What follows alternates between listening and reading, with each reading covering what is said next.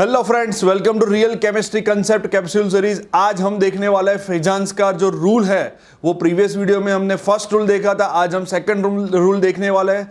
फेजांस का first rule एक बार recap कर लेते हैं। फर्स्ट रूल कौन सा था? अगर कैटायन यानी कि पॉजिटिव की साइज अगर स्मॉल होगी तो पोलराइजेशन ज्यादा होगा।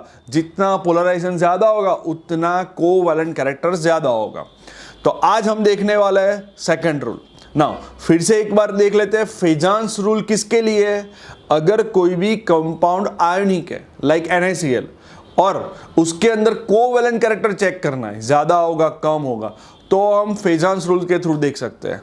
नाउ फेजांस का सेकंड रूल के अंदर फेजांस ने ऐसा बताया कि अगर नेगेटिव जो है यानी कि जिसके इलेक्ट्रॉन का पोलराइजेशन होने वाला है, जो अपने इलेक्ट्रॉन को पोलराइज होने देगा, वैसा कोई नेगेटिव आयन है, जितना अगर नेगेटिव की साइज, ये कोई भी नेगेटिव आयन है, उसकी साइज जितनी ज्यादा होगी उतना पोलराइजेशन ज्यादा होगा, और जितना पोलराइजेशन ज्यादा होगा उतना कोवैलेंट कैरेक्टर ज्यादा होगा, यानी कि आयनिक कैरेक्टर कम होगा।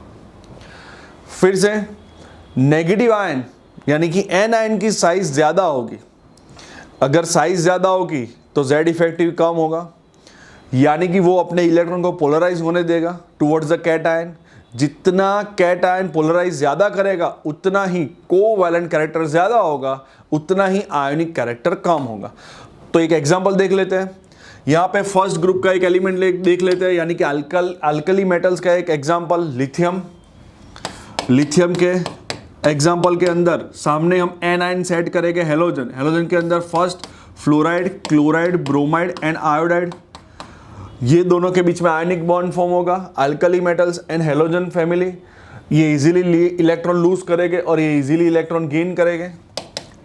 लिथियम ने एक इलेक्ट्रॉन लूज किया और हेलोजन ने एक इलेक्ट्रॉन गेन किया ना। ये कैट आयन है और ये एन आयन है।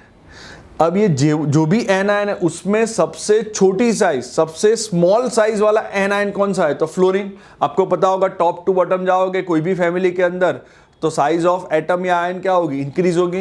तो फ्लोरीन की साइज सबसे कम होगी, क्लोरीन थोड़ा सा बड़ा होगा, ब्रोमीन और बड़ा होगा, आयोडीन सबसे बड़ा होगा। यहां पे लिथियम की साइज सेम है क्योंकि लिथियम कॉमन कैटायन है। नाउ अब लिथियम क्या करेगा? जो भी एन आयन है वो हर एक के इलेक्ट्रॉन को अपनी ओर अट्रैक्ट करेगा, पोलराइज करेगा। कौन सा एन आयन अपने इलेक्ट्रॉन को इजीली पोलराइज होने देगा?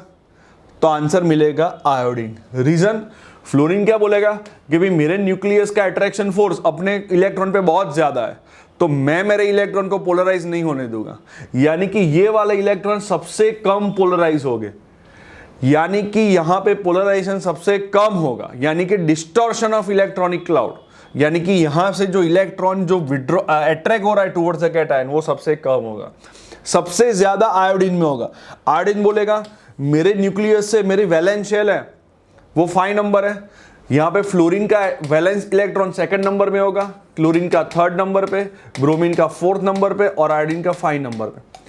तो आयोडीन के न्यूक्लियस से अपने वैलेंस इलेक्ट्रॉन का डिस्टेंस बहुत ज्यादा होगा, यानी कि Z इफेक्टिव यहां पे कम होगा। Z इफेक्टिव यानी कि इफेक्टिव न्यूक्लियर चार्ज, यानी कि आयोडीन का न्यूक्लियस इतना अच्छी तरह से अट्रैक्ट नहीं कर पाएगा जितना ये फ्लोरीन, क्लोरीन और ब्रोमीन कर पाएंगे।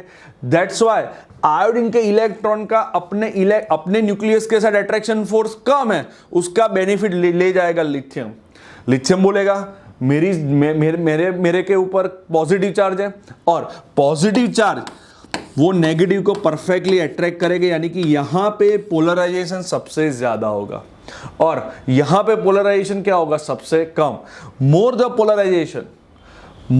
Polarisation more will be the covalent character, और जितना कोवैलेंट कैरेक्टर ज्यादा होगा उतना आयोनिक कैरेक्टर क्या होगा?